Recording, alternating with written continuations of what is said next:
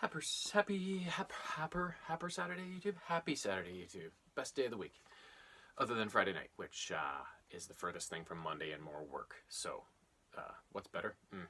I don't know. But either way, I'm not at work. I'm doing this right now, so everything's good. But with the Leafs out of the playoffs now, I've had more time to do even more ridiculous things. So let's get right into it because I'm on a bit of a timeline today. First thing I did, Transformers the last night. Rewatched that after seeing it in the theaters last year or the year before, whenever it was out. In this last of that kind of original Transformers movies sequence before Bumblebee was released recently, it starts off with a cutscene back to the time of King Arthur, when him and the Knights of the Round Table are fighting off an invasion from outside forces, and Merlin is rumored to bring the secret weapon to the battle that will turn the tides. And it's revealed that he actually has gained a staff from some ancient Transformers that crash landed on Earth, and it's very powerful, and those Transformers actually combine and turn into a big three-headed dragon that also attacks during the battle and turns the tide. Now, warp ahead many years into the future. It's been a few years since the Transformers movie that came before it. Optimus Prime has left for Cybertron to try and discover who his creator was, and in the meantime, without his leadership, everything on planet Earth has kind of fallen into chaos, and the Transformers are being hunted. Autobot or Decepticon doesn't matter, and things are in a bit of a state of chaos, and more Transformers are landing on Earth every day. So Cade Yeager, played by Mark Wahlberg, he's on the side of the Transformers because he knows that a lot of them are good, and the government shouldn't just be blanketing all of them with a bad label. So he's trying to save them, and there's another girl, Isabel, I think her name was, a young girl who is also attached to the Transformers after the Decepticons killed her parents in one of the battles, and she's trying to save Autobots as well. So they kind of link up, and in the process of that linking up and fighting off the TRF, the new anti-Transformer government arm of the military, Cade comes across one of these ancient Transformers, and it gifts to him this little stone tablet that is actually not just a stone tablet. It's some sort of Transformer, and it attaches itself to Cade, chooses him, and so they go off to Cade's junkyard, and where Grimlock and Bumblebee and everybody is hanging out. Hound,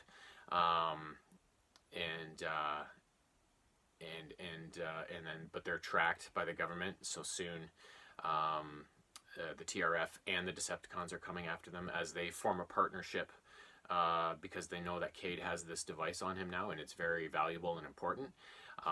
So they come after him for that. And then in the meantime, on the other side of the globe, in London, England, an old man by the name of Walter, I guess, I think his name was, or Edmund, sorry, is the last line of the Wiccans, which is the descendants of, or the protectors of secrets regarding the Knights of the Round Table and whatnot. And he realizes that the time has come, that this stone tablet has been gifted to Cade, and that a battle is about to ensue, because it is the key to unlocking the location of this fabled staff of Merlin's, which will be essential in repelling the threat to come. And the threat to come is actually way up high in the sky on the planet Cybertron, where Optimus Prime finally meets his maker, who is a bot named Quintessa, and she brainwashes him and convinces him that Cybertron needs to consume planet Earth in order to regenerate itself and repair itself. And then during that process, we also learn that planet Earth is actually Unicron. These are the horns sticking up all over the planet that are actually Unicron's horns. So then it's kind of this race. Edmund gets Cade to come to England, along with a scholar named Vivian, who is actually the last descendant of King Arthur and his family. So she's the one that's kind of responsible for taking down the threat. And then it's just this race against the clock for Cade and Vivian and Edmund to lay their hands on the staff and repel the threat before they are either destroyed by said threat or tracked down by the military and the Decepticons, and they ruin everything. So yeah, it's kind of an action-packed, long movie, but action-packed, great effects. I really don't know what people have, what their problem is with these Transformers movies. lots of explosions, lots of cool robots. I've always thought the stories were good. Revenge of the Fallen, people complain so much about the 13 primes and all this shit, and I'm like, how? What are you not? Do you not have a brain? Like, can you not follow the story? Like, this is their lore, their history. This is what brought them about. It's ridiculous. Don't get me started on people and their friggin' attitudes. Anyways, next one, hurrying along. Alien Covenant. Rewatched this one recently as well. I love the Alien series. It's one of my favorite things after Star Wars and Transformers and all that shit. Starts with a brief cutscene between Peter Wayland, one of the co-founders of Weyland-Yutani, speaking with one of his new androids, David. And they talk about lifespans and what is the nature of life, how did life start, where did we humans come from. Then it warps ahead many years to the year 2104, about 11 years after the events of Prometheus, and a ship called the Covenant is about 7 years away from their destination planet called Origi 6, where they are going to lay down roots and create a new colony. On board the ship, the Covenant is 2,000 colonists in stasis, 1,140 embryos for future humans to be born, as well as the crew and their android Walter, who oversees everything while everybody's in hypersleep and whatnot. A solar flare or something like that causes some damage to the ship, so the crew is brought out of stasis, and in the process of making repairs and whatnot, a human transmission is heard from a planet not too far away that looks like it's ideal for. It's got water, it's got breathable air, it's got everything they could need. So the new captain, since the ship's original captain Branson burned up during the reawakening process, and they lost his life, the new captain Chris decides they should go check it out against his second in command Daniels' fears. So they land on the planet. A small team, they orbit the planet, and then a small team goes down on a lander to explore the planet. And at first, everything's hunky dory, but then one of the crew steps on some sort of a plant, and some spores get inside of him, and an alien is soon afterwards birthed from him, a little tiny white weird looking one. And then it happens again as the team split up to go discover different areas of the planet. It happens with the other group, and soon enough you've got these little aliens running around, and people are dying, and everybody's going, what the hell? They are saved, though, by an android that looks just like Walter, who is in fact David from the first cutscene and from the Prometheus crew. And he kind of feeds them some falsehoods, but seems to be safe enough in that he's giving them safe harbor during this threat. And but as events unfold, it's revealed that David has been spending the last 6 or 7 years or 11 years or whatever it's been experimenting with life, using the xenomorphs to birth new creatures, and he's basically been experimenting with all sorts of different combinations using the xenomorphs, and he actually caused the obliteration of the population that used to inhabit this planet, so that he could fulfill these experiments. So then it's just a fight for these people to take him down, as well as the aliens that are being birthed, and get the hell out of there. So very intense. It's not. I always like my aliens movies when there's lots of aliens, and it's like God, instead of like 1 or 2 aliens chasing them around. It's still a great movie, but like that's why the second Alien film, Just Aliens, is my favorite of the bunch. That thing's intense. But anyways, next movie, Justice League. I just finished Batman Superman a little while ago, as you know, and this continued right into it. It's been a couple years maybe since then, and or is it? I don't know exactly, but Bruce Wayne and Diana Prince are still trying to form their team. Bruce has finally tracked down Arthur Curry, or Aquaman as he's better known, to this remote village, and but he doesn't want anything to do with Bruce Wayne and his Batman alter ego, and he rebuffs him. Bruce next tracks down a guy named Barry Allen, who is the Flash, and he is more than eager to join his team, so that's their first member.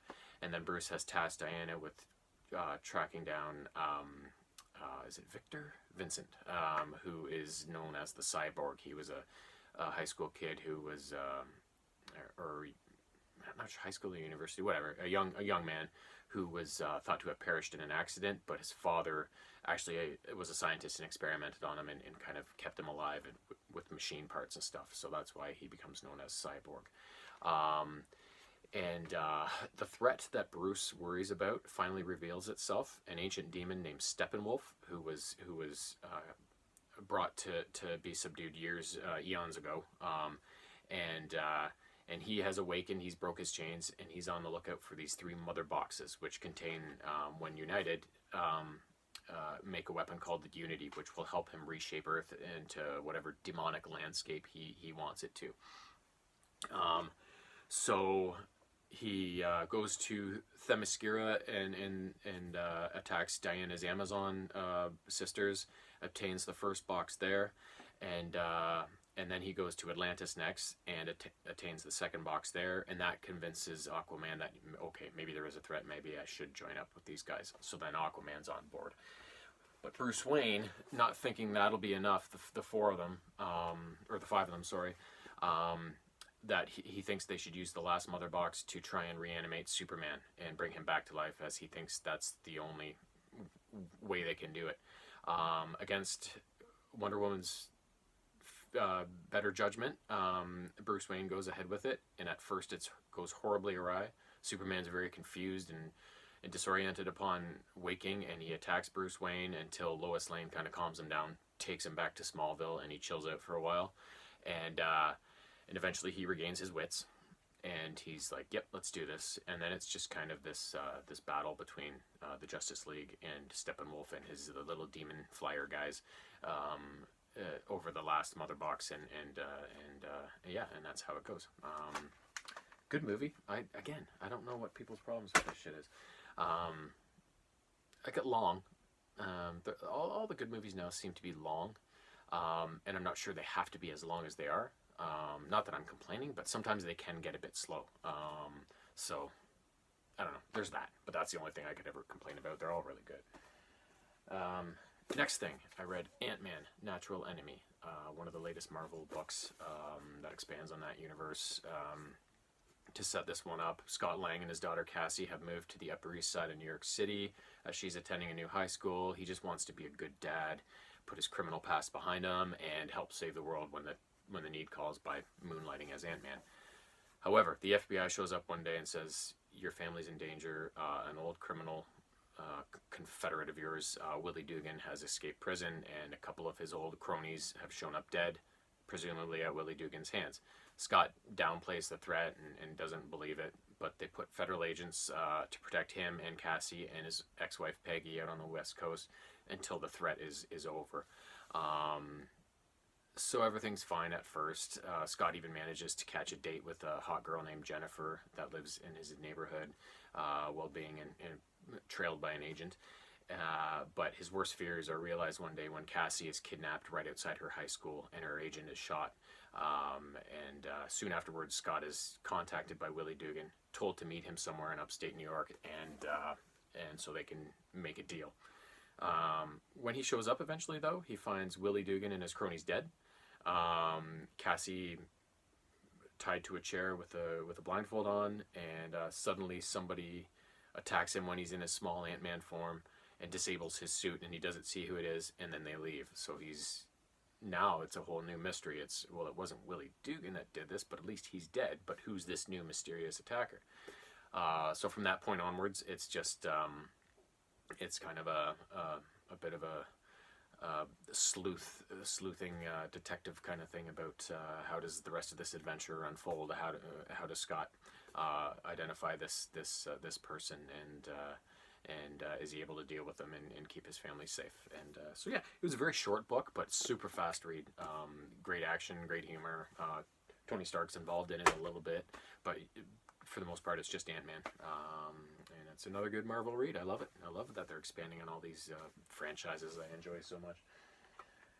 Last thing, Lego the Movie Ninjago video game, or whatever, some sort of form of those words.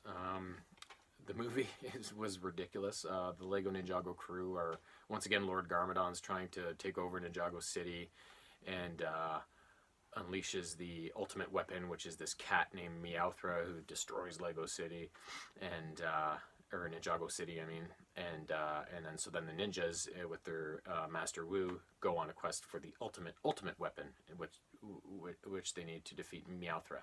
So that's kind of the story of the movie, and the game just mirrors the movie. You go through all the different events of the movie across a number of different levels, unlock all the characters, yada yada. Same old Lego format, which is not a bad thing. It's a great thing. Super fun games, and yeah, that's about it. If you've played a Lego movie game or Lego video game before, you know what I'm talking about. But and if you haven't, there's only one way to find out, because they're awesome. But anyway, that's all. Like I said, I'm in a hurry. I got to get my son to a ball hockey game, and so I will post this later on. And but in the meantime, that's what I've been up to. But I will be up to more soon, I am sure. So have a great Saturday.